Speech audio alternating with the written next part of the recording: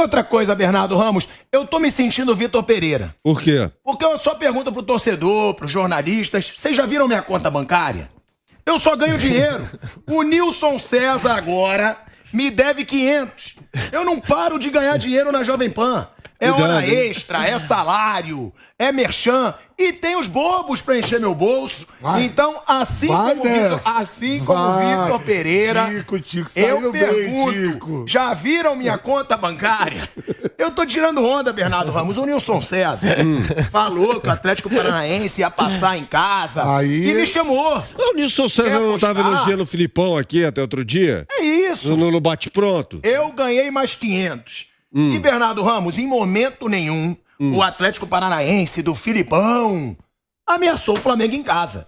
Não jogou, meteu a porrada o tempo inteiro e o Flamengo teve o jogo sob controle. 18 faltas do Atlético Paranaense contra 6 do Flamengo. Ganhou o time que jogou mais futebol, que teve mais posse de bola, que finalizou mais, ganhou o melhor time. Aliás, no agregado do Dorival Júnior e Filipão, em 3 jogos, 6-0 pro Dorival Júnior, em 3 jogos no agregado, né? 6-0, ou seja, o time do Flamengo tá voando. No segundo tempo, no início do segundo tempo, ali nos primeiros minutos, jogou por música. Foi nesse momento em que o Pedro fez o gol, aproveitando a assistência do Rodinei. Aproveitando a assistência do Rodinei. Eu falar. Eu quero ouvir você e Mauro César. Vai renovar. Eu quero ouvir. O Mauro César vai ficar louco quando eu falar. Mas, ó, mais uma atuação excelente do Rodinei, hein? Teve alguns, começa a falar também, alguns mas pormenores. ele vai entregar. O cara tá jogando teve pormenores. Teve, inclusive, uma tentativa de cruzar uma bola ali no primeiro tempo, no campo defensivo do Flamengo, que a bola foi pra fora, tá? Um lance bizonho do Rodinei. Mas, de fato, deu uma bela assistência, foi um belo cruzamento pro golaço do Pedro. Como eu disse, o Flamengo jogou por música aí nos primeiros minutos do segundo tempo. Foi suficiente para derrotar o time do Atlético Paranaense com o Filipão. Depois, né, colocando ali atacantes, cruzando bola sobre a área. O Flamengo soube se defender muito bem, com boas partidas de Léo Pereira e Fabrício Bruno, e acabou conseguindo a classificação. Mas essa atuação do Flamengo e também do Filipão, eu acho feio você ser tão covarde dentro de casa, Bruno. O Atlético não jogou bola. O Atlético deu porrada o tempo inteiro. O Atlético não ameaçou o gol do Santos e deixou o Flamengo dominar completamente o jogo. Eu não esperava nada muito diferente, né? Mas é feio. Sim, viu? Mas o Filipão joga assim desde sempre, né? Ganhou muito, claro. O Filipão é um dos técnicos mais vencedores da história do futebol brasileiro. Um cara que tem uma carreira muito respeitável, mas ele sempre jogou dessa maneira, né? E nunca se preocupou em jogar de outra forma. O próprio Tite mesmo era um treinador mais defensivo e se preocupou em evoluir ofensivamente. E melhorou, evoluiu já no Corinthians de 2015, por exemplo. Não falar de seleção porque é outro nível de jogador que ele tem na mão. Mas o Felipão nunca se preocupou em jogar de outra forma. Ele joga assim. Muitas vezes deu certo, outras vezes não deu, mas ele joga assim desde sempre. Então eu não esperava o Atlético muito diferente do que foi. No primeiro tempo travando bastante o jogo, levando o jogo muito pro físico, e ele conseguiu levar o jogo mais pro lado físico no primeiro tempo, que é o que ele queria fazer. Aí no segundo começou tomando uma pressão forte, o gol saiu no lado direito com o Rodinei, um golaço do Pedro, mas ali começou a ter espaço. O Rodinei, antes do cruzamento, ele teve uma chance que ele bateu, a bola foi para fora, então o Flamengo começou a achar espaço e fez o gol. Teve a chance de matar com o Gabigol, sem goleiro, chutou a bola na trave, numa assistência também do Pedro. E por isso que teve, não chegou a ser um sufoco, né? Mas fica aquela coisa no final, um golzinho empata tudo. Aí o Atlético jogando bola para dentro da área, em um lance desse podia arrumar um empate e levar para os pênaltis. Mas foi muito merecida a classificação do Flamengo. O Flamengo jogou mais. Não foi um jogo brilhante do Flamengo, até porque hoje o Atlético conseguiu marcar melhor do que no Maracanã. No Maracanã o Flamengo teve várias oportunidades, hoje não teve tantas. Foram 13 hoje. 13, né? No Maracanã foram 22. Então hoje o Atlético marcou melhor, mas o Flamengo no confronto mereceu passar. Já era para ter feito vantagem no Maracanã, não conseguiu, e hoje também foi melhor que o seu adversário. Bernardo Ramos, falando aí sobre essa situação do Pedro, né? Impressionante a fase do Pedro no Flamengo. Foi elogiado pelo Tite, provavelmente vai estar nesses amistosos miguéis aí que a CBF arrumou para a seleção brasileira. Provavelmente ele vai estar, vai conseguir ser testado e quem sabe ir para a Copa do Mundo. E outra coisa também pra gente falar desse jogo, né, Bernardo, que você chegou a tocar no assunto. A fase do Rodinei. Uma assistência muito bonita pro gol do Pedro, porque era um cruzamento difícil. que ele chega com a bola no limite ali na linha de fundo, e é um jogador que é muito criticado. Até a gente mesmo, você, o Mauro, comentam, calma, o Rodinei, uma hora ele vai entregar. É verdade. Mas é um cara que tem que se valorizar essa boa fase dele, até porque foi fundamental no gol também, com um belo cruzamento pro Pedro, né? Ofensivamente ele vai muito bem. Eu não discuto o futebol do Rodinei ofensivamente. A questão é defensiva, né?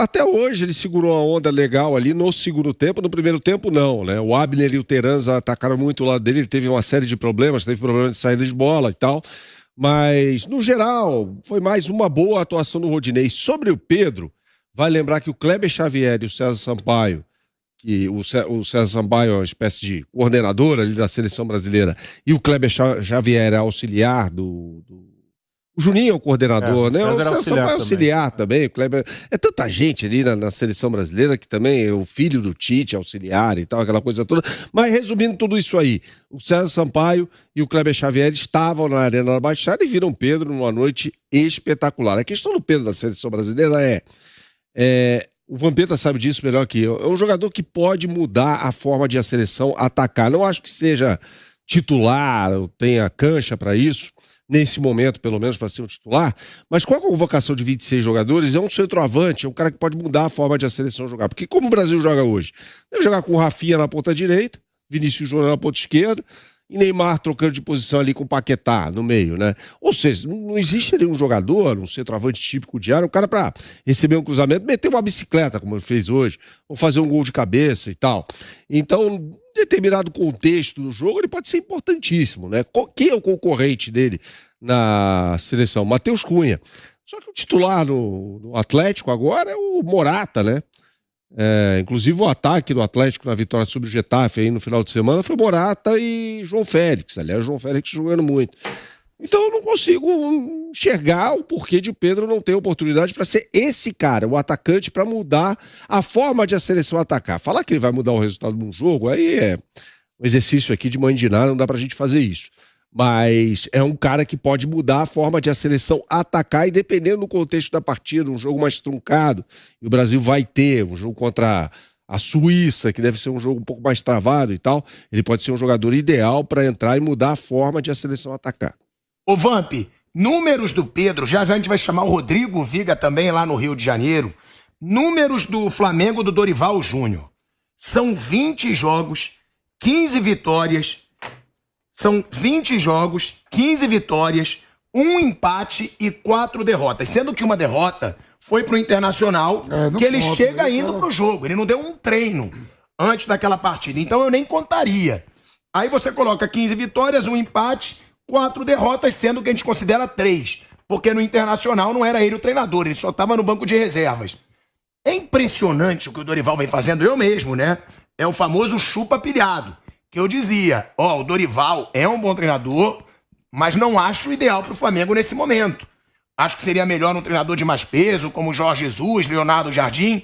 Ele chegou, em 2 meses, faz um belíssimo trabalho. O Flamengo titular e o Flamengo reserva, com o mesmo padrão de jogo, ofensivos, marcando pressão na frente. E por outro lado, Vamp, se decepcionou um pouco a postura do Filipão. Que a gente fala muito do Filipão, que recuperou esse Atlético Paranaense, realmente tá brigando no topo do Brasileiro, mas também que abdicou muito de jogar futebol hoje, Vamp.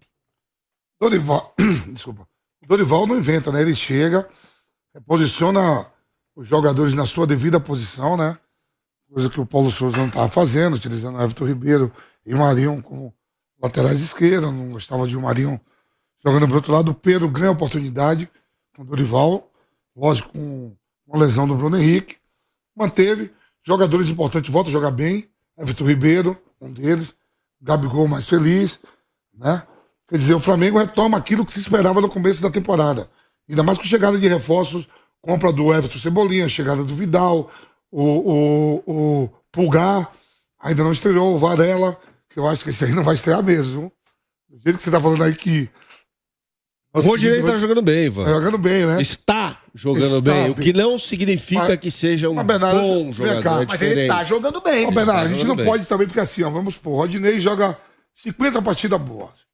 Aí no dia que ele falar, viu que ele ia falhar, um jogador de defesa em algum momento vai falhar.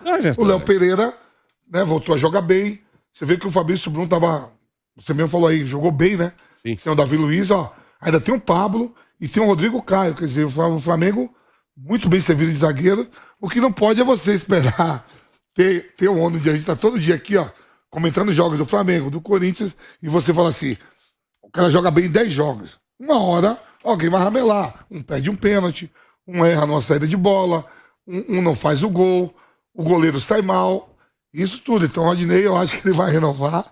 Eu falei, ó, voltou a jogar bem. Como é que o Vidal chamou ele de quê mesmo? De Avião. El Avião. El Avião, tá decolando. Mas assim, a chegada do Dorival mudou muito. Posicionou os jogadores no lugar que tinha e se prepara para domingo, jogão, hein? Eu acho que ele vem com a cavalaria ali mesclada. Se ninguém tiver sentindo nada e tiver ambição, o titular vai dizer assim, ó, queremos jogar domingo contra o Palmeiras. Será? Eu acho que sim. A Copa do Brasil joga o time completo. Não digo todo mundo, um que tiver. Óbvio. Mas se tiver mais inteiro, joga. E o Copa do Brasil é quarta que vem de novo? Já é semana que vem. Então, Acho que a cavalaria lá que o Vamp fala. A cavalaria é o Arrascaeta, o Everton, o Gabigol, o Pedro. Jogou esses 4 aí. Se jogar esses 4, pode encaixar o resto tudo. Esses 4 fazem a diferença. Você acha que atrás dá pra você Se botar uma zaga mista? Ó, se botar esses 4 aí, Arrascaeta, Everton Ribeiro, Pedro e Gabigol, você pode botar Mateuzinho, Varela de um lado, você pode botar os dois... Fabrício Bruno, Pablo. Pode revezar ali, Ayrton Lucas. Luiz. O próprio Davi Luiz, que não jogou os dois últimos jogos. Pode. Esses 4 são os 4 caras fera. É o pulmão. É igual a coisa do Palmeiras. O Palmeiras você pegar Dudu, Rafael Veiga, Gustavo Gomes.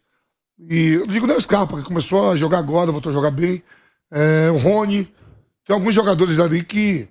Você vê que o Luan não joga mais, mas tá jogando bem o Murilo, né? E o Marcos Rocha, que parece que não é o goleiro. Tem uma espinha dorsal. Tem 5, 6 caras que você pode misturar com os outros. Agora vamos ver a condição de como cada um sai. Vocês falaram que apanhou pra caramba, né? Foram 18 faltas. Então quando você tá com sangue quente, você não sente. Quando você volta pro vestiário, volta pro hotel, aí você vai ver as dores. Só um detalhe em relação ao que você falou da defesa, Vamp. Em 12 jogos, o Flamengo levou 2 gols só. Então, veja que não é uma qualidade só ofensiva, né? Do time do Dorival. O negócio é defensivo também. E esses 2 gols foram sofridos em vitórias do Flamengo, né? Venceu o Atlético Goianiense por 4-1, tomou um gol ali no final, que não mudaria absolutamente mais nada no jogo. E o gol no jogo contra o Avaí, aí o Flamengo vira, vence por 2-1.